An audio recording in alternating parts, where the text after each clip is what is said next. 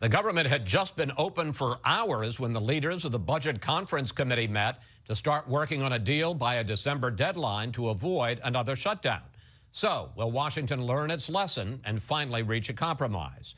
Joining us from Chicago, the #2 Democrat in the Senate, Dick Durbin. And here in Washington, a member of the Republican leadership, Roy Blunt of Missouri. Senators, welcome back. Good to be here. Before we start, let's talk about the big differences between the budget that the House has passed and the Senate has passed. Let's put them up on the screen. The Senate calls for $975 billion in new taxes. The House has none. The Senate cuts $275 billion from health care, mostly from Medicare providers. The House cuts $2.7 trillion by repealing ObamaCare and changing Medicare to a voucher system. Overall, the Senate budget is $91 billion more. Senator Blunt, big differences there. Is there a deal to be made?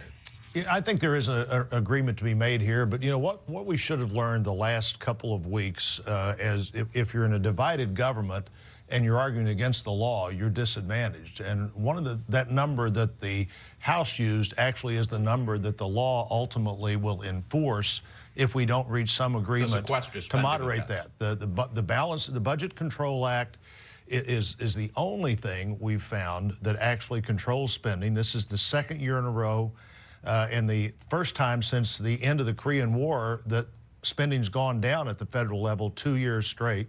The Budget Control Act is there. Senate Republicans, I believe House Republicans, are very supportive of that. And whatever kind of agreement we make, entitlement savings versus some additional spending, I think has to be done with the understanding that at the end of the day, if we don't make an agreement, the number's going to be $967 billion in discretionary spending. Well, let me pick up on that with you, Senator Durbin, because as Senator Blunt suggested, Republicans have some leverage here. If nothing happens, the sequester spending cuts kick in on January 15th, and discretionary spending is cut by $21 billion. Paul Ryan, the House Budget Chair, is proposing a kind of trade in which they would agree to some short-term spending increases, which you guys want, in return for some long-term spending cuts through entitlement reform.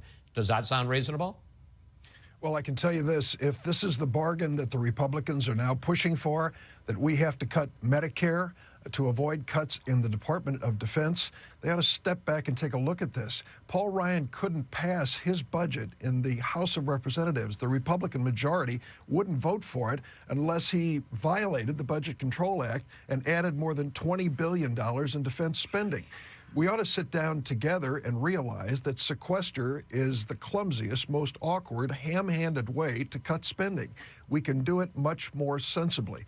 And I think we can meet our spending targets. We can reduce the impact, the negative impact of sequester on our national security and national defense. Well, then let me ask you, and don't get into the weeds on me here, if they were willing to relax some of the short-term spending cuts for defense and domestic programs, what would you give them? Well, I'm going to leave that to Senator Patty Murray. I'm not going to negotiate here on Fox. Patty Murray is the chair of our Budget Committee. I respect Paul Ryan. We disagree on politics and certainly on issues like the future of Medicare. But when it comes down to it, we've got to be able to put everything on the table. That means Republicans have to be willing to put revenue on the table. I just can't understand this basic premise that this tax code is sacred, that there aren't loopholes in there that should be closed and the savings be dedicated to reducing the deficit. Why is that such a radical idea to most Republicans? Well, it raised its head even before I brought it up, and that's what I suspected you were going to say, Senator Durbin, which is it can't just be short-term spending increases for long-term spending cuts, revenue. Is that a non-starter? One of the ideas is not raise rates, but just that you would close some loopholes, tax reform, and use some of that money to cut the deficit. You know, I don't know anybody that's opposed to closing loopholes. And in fact, if we were going to do a revenue-neutral tax rewrite, Chairman Camp, Chairman Baucus could do that pretty quickly. The percentage of the wealth of the country, the gross domestic product of the country that's coming to the federal government right now is pretty much where it has been at the high numbers since World War II. About 18.5%, 19%. About 18.5%, 19%. Now, why does it need to be more than that? This is not, this is not about closing loopholes. Who's not for that? This is about whether you close those loopholes to make tax rates lower, or you close those loopholes so that you have more than 20% of the gross domestic product company to the government. And then, the Congress has just failed to do its job. Still, the unwritten story about the shutdown was we were at the last day of the spending year, and not a single appropriations bill had passed the Senate of the 12 that need to fund the government. Only one of them had been brought to the floor, and it was one that the majority leader knew couldn't pass. Well, I don't want to. Let me go back to taxes, because I do think that always seems to be the big problem here. Senator Durbin, why is it any different that Republicans refuse to raise revenues than President Obama's refusal to make any changes in Obamacare? Let me just tell you this before we go any further. I want to correct the record for Roy.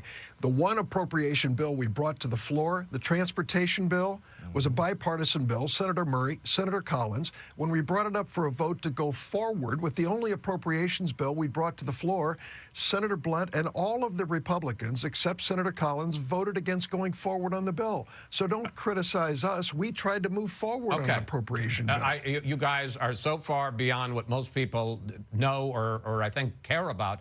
Go back to taxes. Why is it that Republicans are unreasonable when they say no new taxes, but President Obama is perfectly reasonable when he says no changes to my health care reform plan? You've never heard me say that. I don't think you've heard the president say that. There is no perfect law. As I said before, the only perfect law was brought down on clay tablets by Senator Moses off a mountain.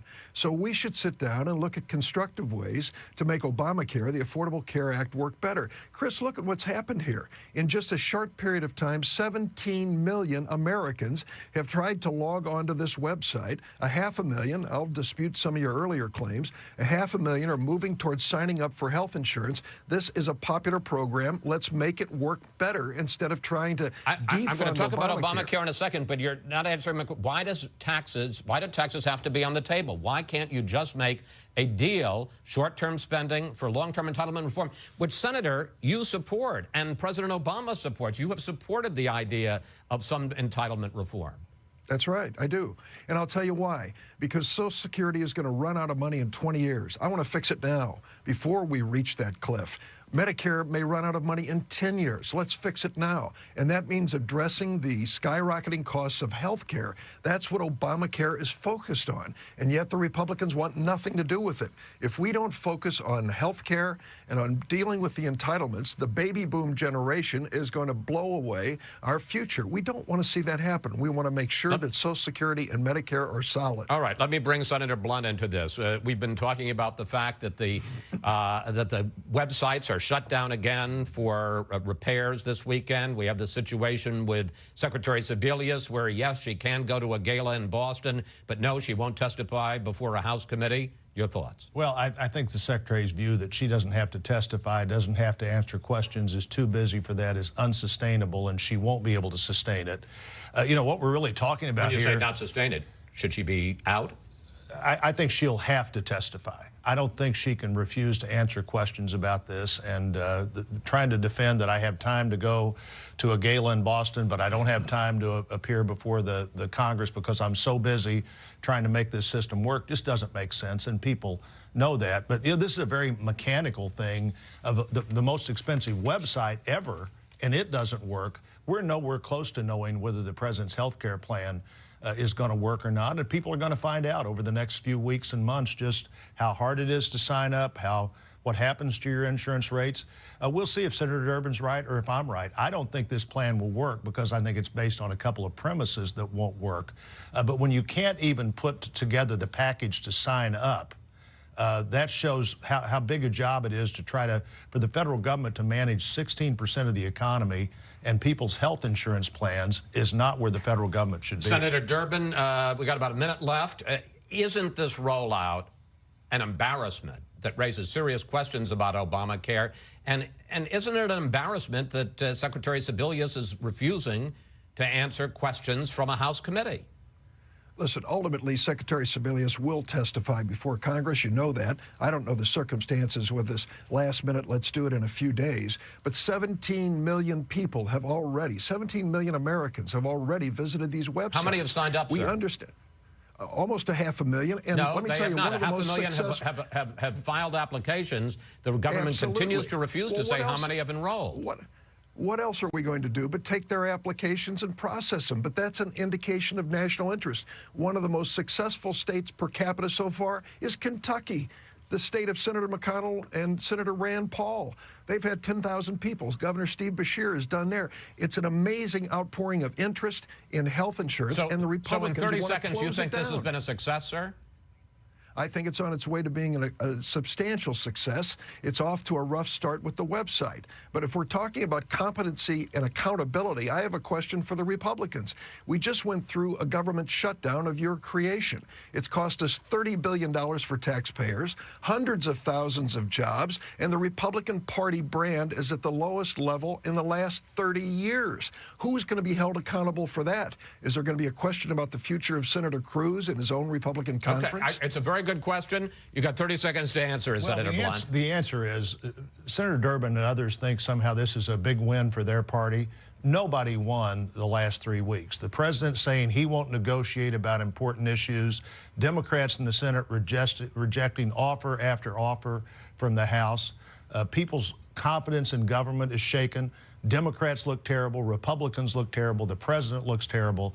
We all had better figure that out before we go into drawing lines in the sand like changing the Budget Control Act in this next set of negotiations. On that happy note, Senator Blunt, Senator Durbin, thank you both. Thanks for coming in today. We'll follow what happens with the budget and Obamacare. Thank you, gentlemen.